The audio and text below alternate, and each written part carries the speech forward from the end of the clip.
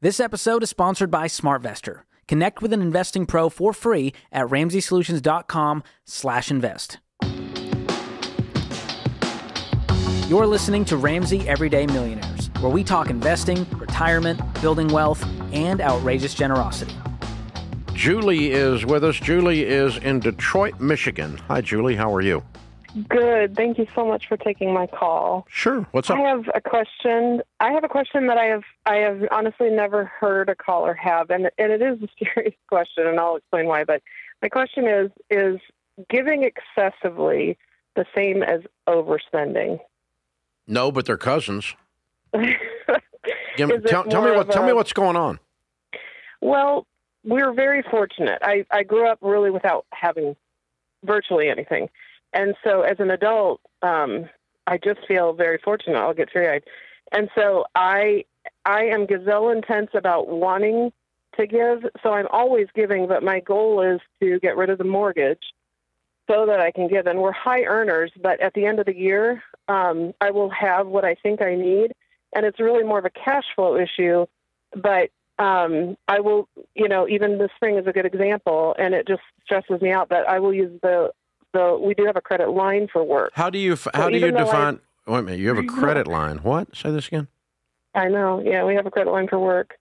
I don't know if that's the technical term, but whatever credit for work. So you have a business. You have a business. Part of it. We have a business. So you don't run your business debt free? I have in the past, but even this year, I think I've made it a year and a half or two without, but now I'm back on this year. And it is a cash flow. So right now my receivables are the same as my credit line because the jobs that we thought we would have going right now don't start until later. It's a separate issue. We'll come back to that. All right. First, let's just start with that. Stop that. Okay. You need to start running your business. You need to start running your business with more margin. Quit taking so much home and quit giving away so much until your business is able to support itself. And you become your own credit line. You need to build retained earnings in a business to where you have some cash slush sitting in the business to cover your ups and downs of cash flow needs. And you're running this business up to the wire because you're taking it all home, and then you're having to dip into the credit line because you got no margin. Exactly. And so you need to keep. You got to keep. It's not healthy business practices. You need to keep some retained earnings. So a percentage of your profits every month from today forward should go to retained earnings. Never to be touched. They're just sitting there in the business. And if you get $2 million in return earnings, then you can bring some of them home. But take some percentage and build an emergency, build a retained earnings fund at work. Start doing that now to do away with the credit line. Now, back to the other thing. Define giving excessively by your definition. Constantly thinking about giving. And not literally on a daily basis, not in any That's way not that giving obsessively. That's not giving excessively. That's obsessing about giving.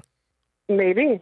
That could be. That's different than giving excessively. Right. It's like I can't. It's both. So I do a lot of giving. Okay. What is your? Well, you said you're big income earners. What's your household income? Last year was $470, and the year before that was $540. Okay. I would define giving excessively as you were giving so much money away that you're harming other parts of your life. Okay. Excessive isn't a dollar amount. It's a percentage. Right. And I think the percentage is the problem. Okay. What percentage of your income do you give away?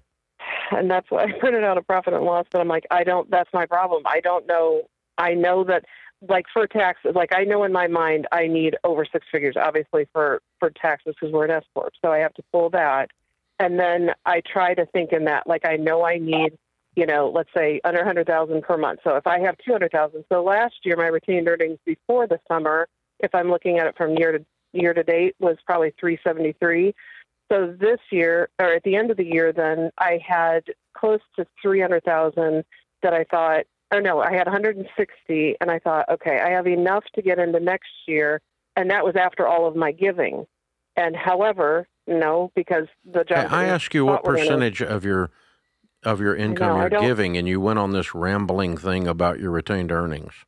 because I don't know what the percentage is. Okay. Like that's what I mean. In my head, I said I want to be. Okay. So at least it's not excessive and it's not obsessive. Yeah. It's not. You're not doing it on purpose. You're just randomly giving money away, and you feel like you're out of control because of the chaos. Yeah. Yeah. Right. Yeah. Okay. But so I got to ask a quick question. That's different than overspending. Is there some sense of guilt? What do you think is driving this? This isn't healthy. That's what I guess. Would you agree with that? Yeah. No. I guess to me it feels healthy because it feels good to give. So, but yes, when I don't want to have this issue, like the last couple of years felt great because but here's what I'm getting at. I'm not trying to make you feel bad. I'm trying to help you. No. I really think that you've got some sense of guilt and you are trying to give this feeling away. I think there's something going on here. You told me 5 times you're a big income earner. It's like you feel you don't deserve what you've accomplished. Yeah, that could be. Yeah, that could be. Here's my point. I really think you ought to. I think you ought to see a therapist. I just think how many people need it. I do. When you grow up without it, you just know people are hurting. I know. Yep, your heart's in the right place. I think this is in your head. There are people like you were when you were a kid, and you've got a lot of money, and you think you can help them. But the bad news is you're not God. That's right. No, exactly. And I do know that. So I try to have these. Like I said, I can make it a year without doing that, but obviously I don't have deep enough pockets that I need to get back. So it's hard for me. Here's your tactical math formula that will help you, and then you may need to sit down and talk this through with your pastor or with a therapist, okay, in terms of what's driving the tears, okay, because Ken put his finger right on it. So but what I would do if I were in your shoes is I would change the business model, how we handle the money at the business, to where the business is self-supporting because we keep enough retained earnings. You're blending your business and your personal together. You need to separate them very distinctly. You need to have a set of business books at the office, and that when you close the books each month and you have a profit, a percentage of that profit should be set aside for retained earnings. If you do that continuously and you set aside the proper percentage, and you can do some simple math and figure that out, you will not have a need for a line of credit anymore because you make tons of money. Okay? Right. Then everything after you have set aside your percentage for retained earnings is called profit, and you bring that home. Now, when you bring that home, I want you to start giving every one of those dollars a name with your husband every month. And some of that needs to be generosity. And that's healthy and that's good. And having a heart for people that are in situations like you grew up in is exactly what you should be doing with money. That's a wonderful thing to do with money. And finding some causes and some individuals that you can just take on and help with that money, because you got plenty of money to be generous. And let me jump in. Let's face it. If you give away 20% of your income, that's almost $100,000 a year. Yes. Yeah, and that's what I'm doing. But I also need 100%. I don't know if you're doing that or not because you're not sure you're doing it. And Julie, I know that I do give about that much. Yeah. Listen, here's what I want you to hear. Dave is laying this out for me, and once you get a formula, you have to work on this phrase. What you can give is enough. You got it? Okay. What you can give, meaning the formula that Dave's talking about with some responsibility, what you can give is enough. Yeah. And Gil you understand what I'm saying? And if you want to give away 20% of your income, there's nothing wrong with that at all. Yeah. That's not excessive, by the way. Right. What's excessive here is the chaos, the out of control, and some of it's coming from a broken place rather than a formerly broken place that's healed and you want to help others.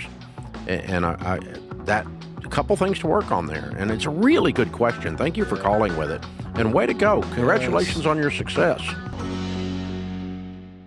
Thanks for tuning in to Ramsey Everyday Millionaires. To learn more about how to plan for retirement, visit RamseySolutions.com/retire or click the link in the show notes.